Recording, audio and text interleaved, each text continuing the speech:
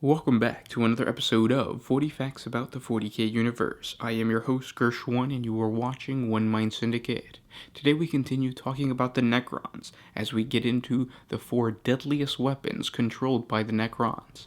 If you're new to the channel, subscribe. We post Warhammer 40K content every single day, and if you have any suggestions, just comment down below. But with that said, let's get into 40 facts on the 4 deadliest weapons of the Necrons.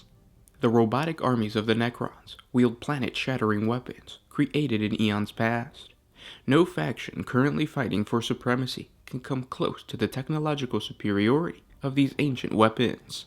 One of the most recognizable super weapons is a massive mobile artificial tomb world known to the Necrons as a Borsis, but to the unlucky Imperium, it became known as a world engine. This Necron planet-sized weapon was armed with an array of deadly Gauss projectors located at its equator. It unleashed silvery blasts of energy capable of destroying Imperial capital ships or scorching away all life on the surface of an entire planet with a single blast. This massive Necron vessel possessed a variety of weapon technologies never before seen used by the Necrons. These included the ability to unleash blasts of gravitic waves that could crush or rip an enemy vessel apart, a teleportation technology capable of locking onto void debris like asteroids and materializing them within other vessels. To defend itself, it possessed defensive shields in the form of swirling storms of silver energy that could interfere with electronic devices and prevent remote attempts at reconnaissance. It could then send at least 500 doom sights and night sights for aerial combat. When the world engine was discovered in the Vidar sector by Imperial forces, they were quick to attack. 15 separate chapters of the Space Marines, plus multiple elements from the Imperial Navy, tried their best to eradicate the mobile tomb world. Drop pods and torpedoes could not penetrate its potent defensive shields, and it was impossible to lock on to this massive vessel's interior with teleporting beams. The Imperial Task Force tried 12 times to overwhelm it through sheer valor and firepower, and was rewarded with a string of destroyed and crippled starships, and of course millions of casualties. The World Engine destroyed a third of an entire Navy battle fleet before the chapter master of the Astro Knights Space Marine chapter, Artur Amrod, decided to ram the hideous vessel with his battle barge, the Tempestus. It was only when the enormous Space Marine starship collided with the Necron constructed shields that they finally failed, allowing the Imperial forces to approach their target. A force of over 700 Astral Knights deployed from drop pods onto the Necron vessel's surface. For over 100 solar hours, the Astral Knights fought against tens of thousands of Necron warriors and destroyed every flux generator, weapon forge, and command node they could find. The entire Astral Knights chapter was reduced to a 5-man squad led by their valiant chapter master. Amrod detonated a series of melta charges that destroyed a vast Necron tomb complex at the center of Borsis that housed many of the World Engine's command arrays. This detonation brought down the vessel's seemingly impenetrable void shields and also silenced the mobile tomb world's potent weaponry. This incredible sacrifice created the opportunity the Imperial Navy starships needed, and they fired cyclonic torpedoes at the World Engine, finally destroying the ancient Necron tomb world. After the battle, the Adeptus Mechanicus attempted to pick over the shattered remains of the destroyed World Engine in an effort to salvage any valuable technology and rescue any survivors. Ultimately, it is unknown if a weapon of such immense power will be reawakened sometime in the future. The second most powerful weapon utilized by the Necrons is known as an Ionic Orb. It is one of the rarest and perhaps the most powerful of the weapons devised by the extraordinary technologies of the Necrons. Intended to destroy the largest and most potent enemy units with the nuclear fire of a star. First created during the War in Heaven against the Old Ones, an Ionic Orb was crafted from the living metal of the Necrons' own undying bodies, necrodermis. This was the only material strong enough to withstand the raging plasma and gravitational force generated by the fragment of a star that was housed within the orb's containment field. It is believed by those few Imperial savants even aware of the existence of this device that the Catan, who still ruled over the Necrons at the time of the War in Heaven, were required to devour almost an entire star to provide the stellar fragment needed to fuel the device. This fragment of rolling plasma is then encased within the weapon's orb-shaped containment field and placed atop an anti-gravitic skimmer platform so that it can be moved onto the battlefield. This allows its user to place it strategically where it can do the most damage to the enemy front, particularly any super heavy vehicle like a Titan. If the Ionic Orb's mechanisms take too much damage, the device containment field will undergo a catastrophic failure, releasing the stellar fragment uncontrolled into the local space with a force of hundreds of megatons of explosive power.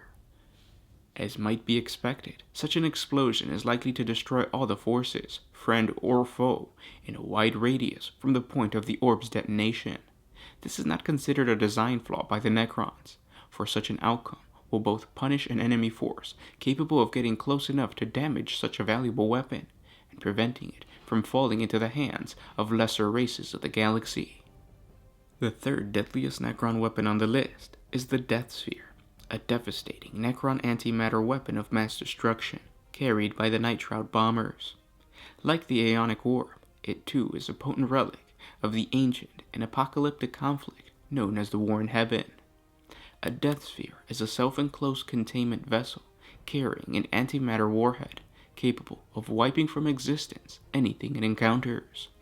Unlike the conventional bombing munitions of the younger races of the Milky Way galaxy, the Death Sphere, carried by the Night Shroud and its larger brethren, are containment vessels that electromagnetically imprison the merest fragments of antimatter. They are kept out of phase with the rest of the material universe until the sphere detonates, unleashing a wide annihilation energy blast of pure gamma radiation that is capable of destroying virtually anything within its radius. Anything lucky enough to survive the initial detonation is often left blinded and pinned, easy prey for advancing Necron forces that are soon to follow in the Night Shroud's wake. The true marvel of this Necron weapon is not merely the caging of such a destructive force, but its precise control and the safety of its use. For should a Death Sphere be broken by hostile action, its energy harmlessly dissipates out of phase with reality, instead of detonating in a likely catastrophic wave of force upon contacting any form of normal matter. The fourth deadliest Necron weapon on the list is the Focused Death Ray, a ferocious Necron armament that is mounted as the primary weapon on a sentry pylon. This beam of force emitted by the Focused Death Ray is capable of slicing through an entire rank of enemy soldiers and a whole column of armored battle tanks like a blade slicing through butter. Utilizing an advanced focusing array, a sentry pylon is able to project its crackling ray over far larger distances than previously encountered versions of the Death Ray could, and with a destructive potency that is horrifically effective. When fired, the narrow beam of intense thermal energy fired by the Focused Death Ray will vaporize everything along its line of fire, and often pass through several enemy units before the energy finally dissipates, leaving nothing but a line of shattered ruin in its wake. And those were 40 facts on the 4 deadliest weapons wielded by the Necrons. I hope you guys enjoyed this video. This is our top 4 videos. If you believe that there is another more badass or deadly weapon that the Necrons possess, comment down below, let me know. And then if you guys want to give us suggestions for any other race that you guys would like to see a deadliest weapon video for, just comment down below. Currently, I'm working on the Imperium, so the 4 deadliest weapons used by the Imperium. It's fun. If you guys have any suggestions, comment down below, and if you want any other race, comment down below. What's awesome about the Necrons is that these weapons all seem to be loosely based on physics and reality. They're basically nuclear reactors that are controlled and can shoot beams. So imagine an atomic bomb, but it's just a ray. Like, that's basically what these weapons are, with the added benefit of the fact that they are harnessed by the help of the Catan. So they're coming from like the actual nuclear core of a sun. It's kind of badass to see sci-fi in Warhammer 40K, whereas most people whereas most weapons in the 40K universe usually tend to be very like fantasy driven, so like warp powers and magic and stuff like that.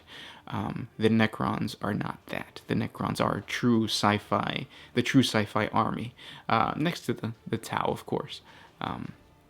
But yeah, if you guys have any other suggestions, comment down below. Don't forget we have a Patreon, so if you enjoy our content, support us on Patreon. It's a simple $1 a month, and it helps us create more videos for you guys.